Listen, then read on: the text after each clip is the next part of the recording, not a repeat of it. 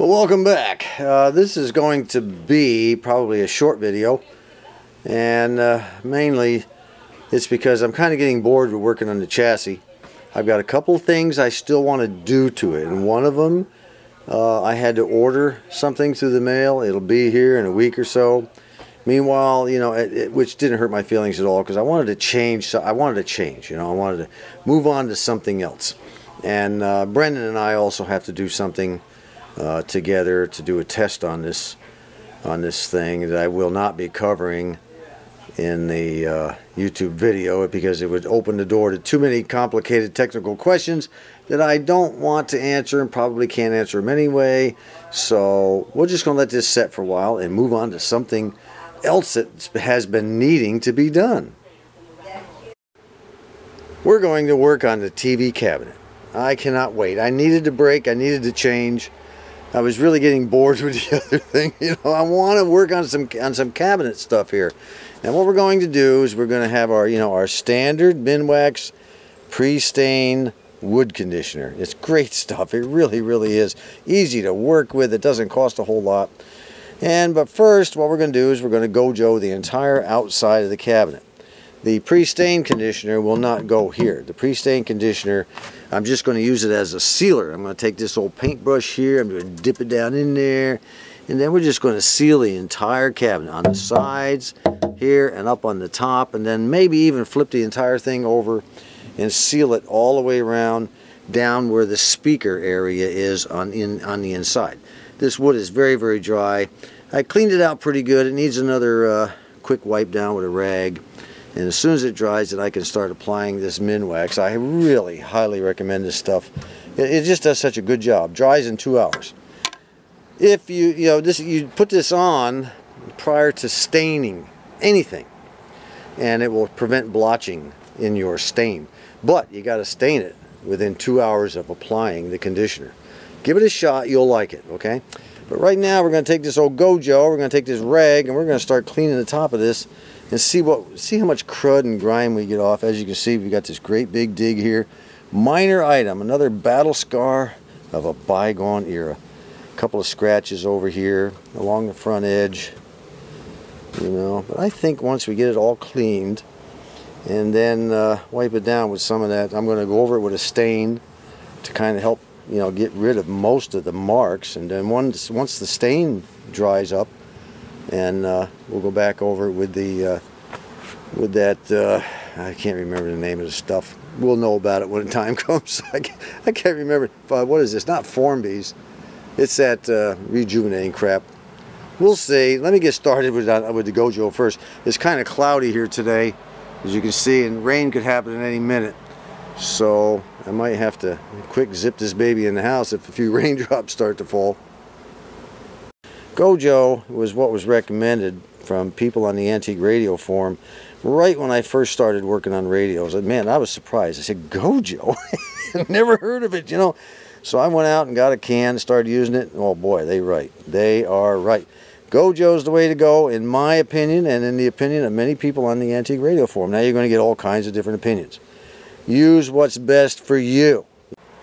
Well, that's not too bad, you know. We have a little bit of a dirty washcloth, but not all that much, so I'm pretty happy with that. And I've only done the top, and I have not wiped it all off yet. This just you know, immediately after cleaning. The problem I'm having though is in the corner here. See this?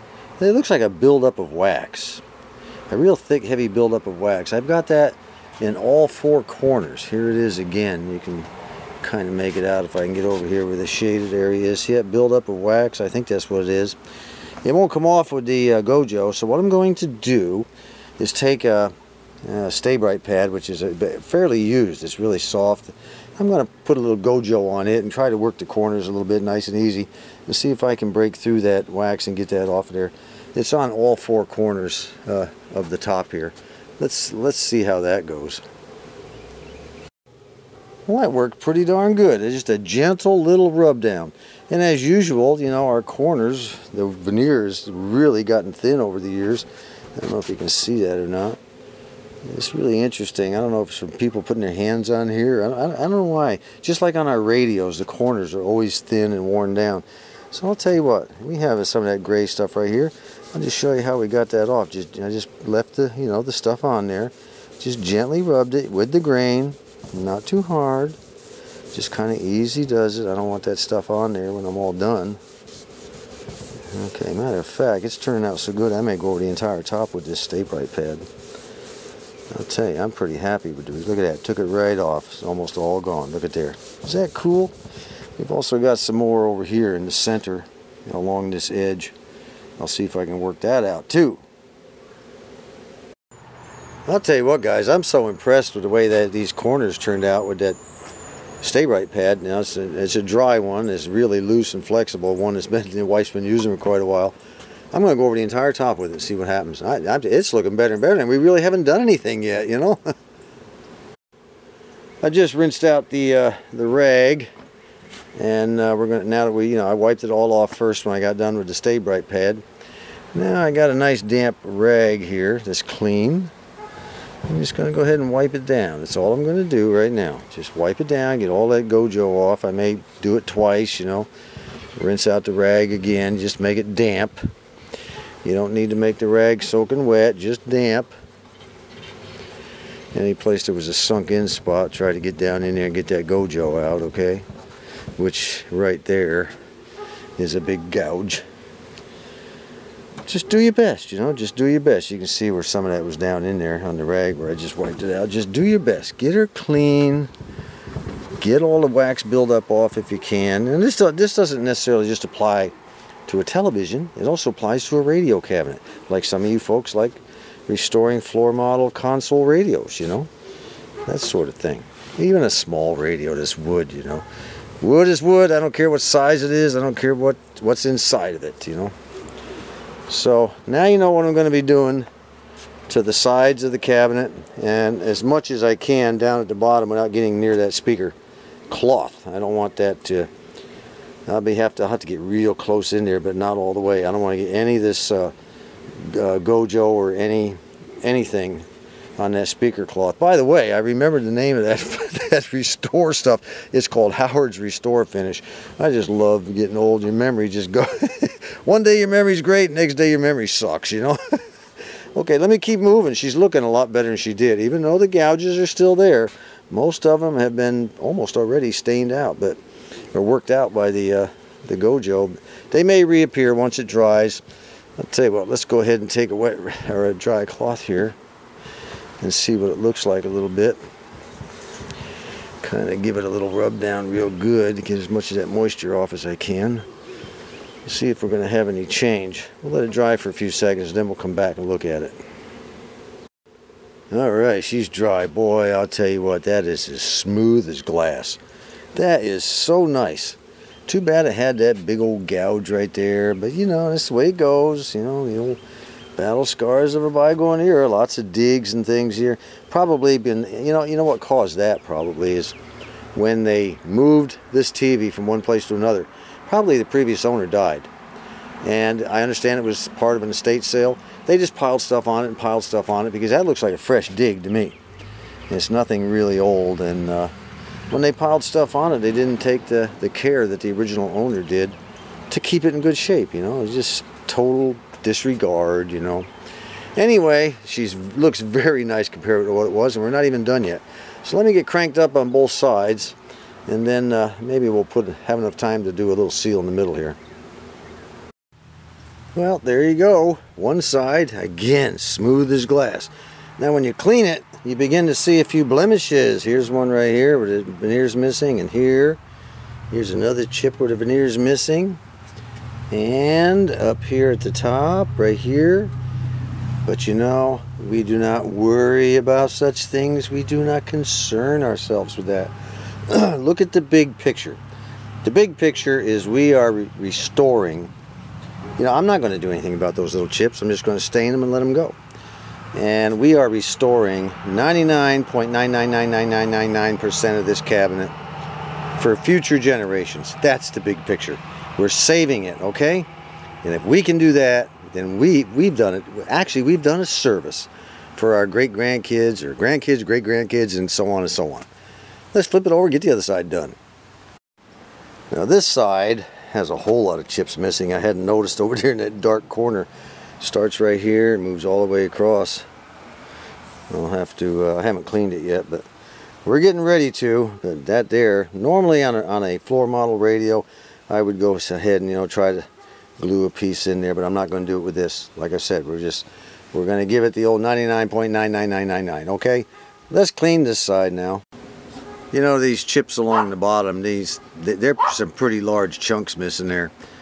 And they look fairly fresh. You know, they look fairly fresh, so I don't know. I would say probably the seller had a carpet in his home. Somebody had a carpet, and they just pushed it back and forth on the carpet, and it caught it. And that's because these legs were too short, enabling the carpet to get up there and catch. So I think what I'm going to do is look around, see if I can't come up with something with longer legs to get that thing away from the floor, at least that far. And hopefully that'll prevent any further damage. I don't know. And maybe I should do something about that, maybe not. I'm going to think about it. There's no way I could ever match up the color with a piece of veneer. I have some veneer pieces, but there's just no way it's going to match up. I think it might be better to just stain it and see what happens. And if it doesn't match up real good, or at least hide most of it, well, maybe I will put a couple of pieces in, at least in this big one here and these two here. These small ones maybe can sit. I don't know. We'll see. Time to move on to the front on the cleaning. Here's something that I found interesting. These rods in front of the speaker cloth, I was going to go ahead and clean them up and then, you know, slide some paper underneath and tape off around them on the wood and paint them gold. Well, I may not have to do that after I started cleaning. Look what happened to these rods. They started shining up. Apparently these rods are brass, I think, or some kind of a brass alloy. So let's take this dark one in the center here, and this little, again, our little old Stay Bright pad that I've really wrung the moisture out of, and it's still really flexible now. Might be a good idea to keep one of these around, folks. I don't know. Anyway, let's go ahead and see what we can do with this one. Look at that. Holy mackerel. Look at that. Shined right up. You know what this means, don't you?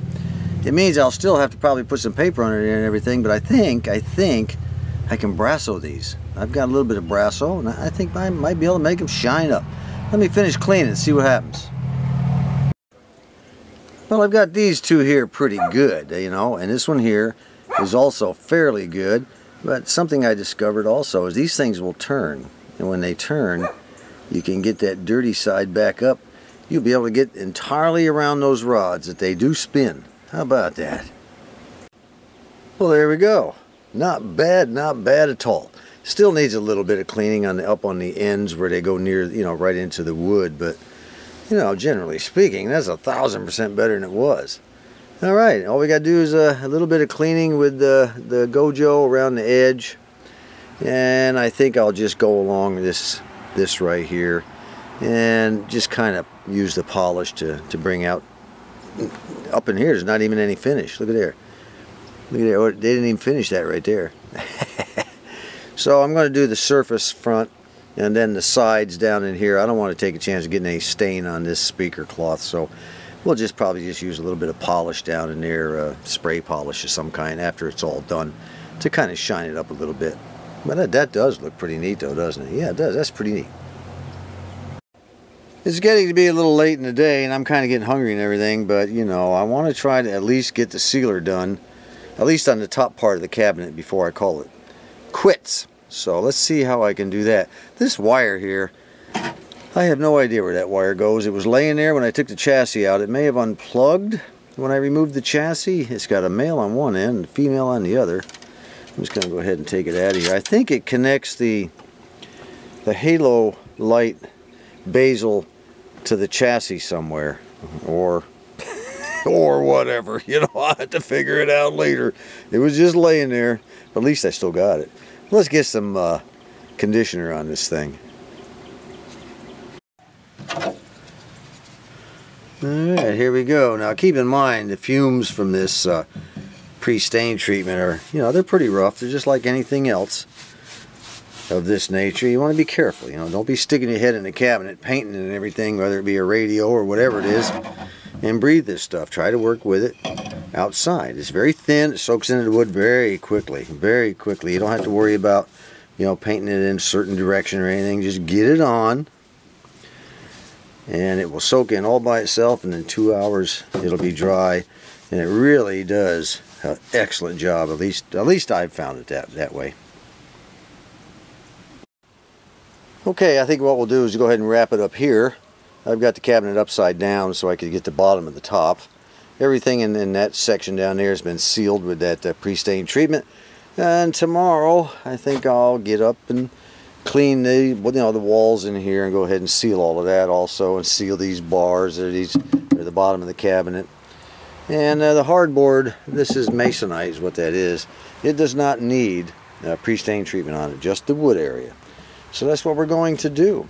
And I hope you all got something out of this. You know, it's just a standard cabinet, just like a radio cabinet. Incidentally, I had a piece of wood that was, or a layer of veneer that they had over the top of this wood. It peeled off all the way down. It was coming way off. So I went ahead and glued it, and I've got some tape holding it on. We'll take that off tomorrow. Should be fine. Anyway, thanks for stopping in again.